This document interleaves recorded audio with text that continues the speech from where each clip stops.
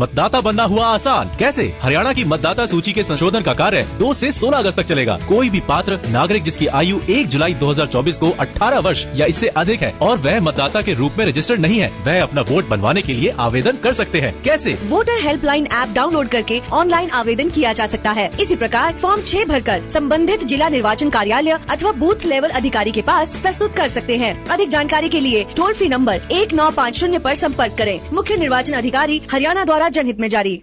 नमस्कार, ये आकाशवाणी चंडीगढ़ है। अब आप प्रतीका से प्रादेशिक समाचार सुनिए।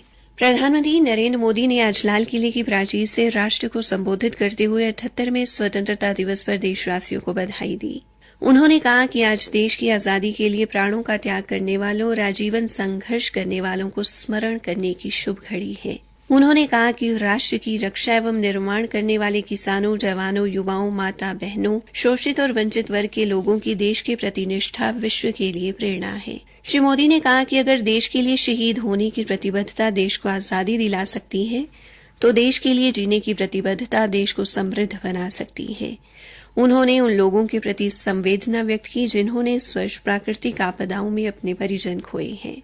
देश में हुए विकास का जिक्र करते हुए प्रधानमंत्री ने कहा कि वोकल फॉर लोकल मंत्र देश की अर्थव्यवस्था की वृद्धि का मंत्र बन गया है और एक जिला एक उत्पाद का मंत्र निर्यात के लिए नया मंत्र बना है। श्री मोदी ने कहा कि देश नवीकरणीय ऊर्जा के क्षेत्र में काफी आगे बढ़ गया है। G20 देशों ने इस क्षेत्र में जितना काम किया है उससे ज्यादा काम केवल भारत ने किया है। प्रधानमंत्री ने कहा कि किसी राजनीतिक मजबूरी के कारण नहीं बल्कि राष्ट्र प्रथम की भावना के साथ सुधार किए गए हैं। इन सुधारों में बड़ा सुधार बैंकिंग क्षेत्र में किया गया है। श्री मोदी ने अपने संबोधन में विकसित भारत के लिए किए जा रहे प्रयासों और मोटे अनाज का जिक्र भी किया।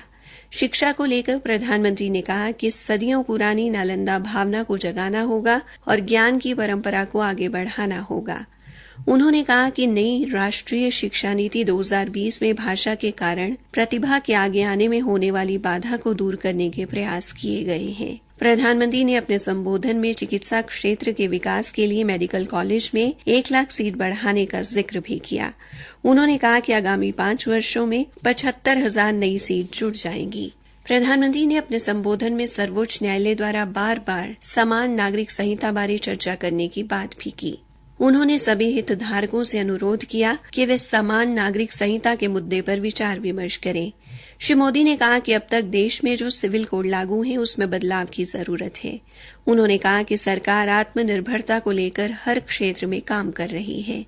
उन्होंने रक्षा क्षेत्र का जिक्र किया और कहा कि भारत सरकार ने सेमीकंडक्टर मिशन पर काम किया है और दूरसंचार में 6G पर मिशन मोड में काम कर रही है। हरियाणा में आज 78वां स्वतंत्रता दिवस पूरी धूमधाम से मनाया जा रहा है। सभी जिलों में सुबह स्वतंत्रता दिवस समारोह का आयोजन किया गया और पुलिस व अर्धसैनिक बलों, राष्ट्रीय कैडेट कोर और राष्ट्रीय सेवा योजना के कैडेट्स ने परेड की। हरियाणा के मुख्यमंत्री नायब सिंह ने कुरुक्षेत्र में पुलिस लाइन के प्रांगण में आयोजित समारोह में ध्वजारोहण किया और परेड से सलामी ली। इससे पहले उन्होंने लघु सचिवालय स्थित शहीद स्मारक पर शहीदों को श्रद्धांजलि अर्पित की। मुख्यमंत्री ने अपने संबोधन में देश की आजादी के लिए अपना सब कुछ कुर्बान करने वाले शहीदों के प्रति सच्ची श्रद्धांजलि व्यक्त करते हुए कहा कि आज आजादी में योगदान देने वाले उन सभी शहीदों को मैं शत-शत नमन करता हूं, जिनकी वजह से आज हम आजादी की खुली हवा में सांस ले रहे हैं। हरियाणा सरकार की विभिन्न योजनाओं पर प्रकाश डालते हुए मुख्यमंत्री ने कहा कि सरकार द्वारा समय समय पर शहीदों व उनके परिवारों के लिए विभिन्न सुविधाएं दी जा रही हैं। साथ ही हरियाणा के नागरिकों के लिए हर तरह की योजनाएं भी चलाई जा रही हैं। स्वतंत्रता दिवस कार्यक्रम में स्वैट यानी स्पेशल वेपन्स एंड टेक्निक्स द्वारा एक प्रस्तुति भी दी गई। हरियाणा कमांडो द्वारा भी मोटरसाइकिल पर कलाबाजियों के साथ शानदार प्रस्तुतियां दी गई। हरियाणा में राज्यसभा के एक सदस्य के निर्वाचन के लिए उपचुनाव कार्यक्रम जारी किया गया है। उत्तर हरियाणा बिजली वितरण निगम के प्रबंध निदेशक एवं राज्यसभा के उपचुनाव के लिए रिटर्निंग अधिकारी डॉक्टर साकेत कुमार ने बताया कि 21 अगस्त तक अवकाश के दिनों को छोड़कर किसी भी कार्य दिवस में किसी भी उम्मीदवार नामांकन चंडीगढ़ में सेक्टर 1 स्थित हरियाणा विधानसभा सचिवालय में 11 बजे से दोपहर 3 बजे तक दाखिल करवाया जा सकता है। इसी के साथ ये समाचार बुलेटिन समाप्त हुआ।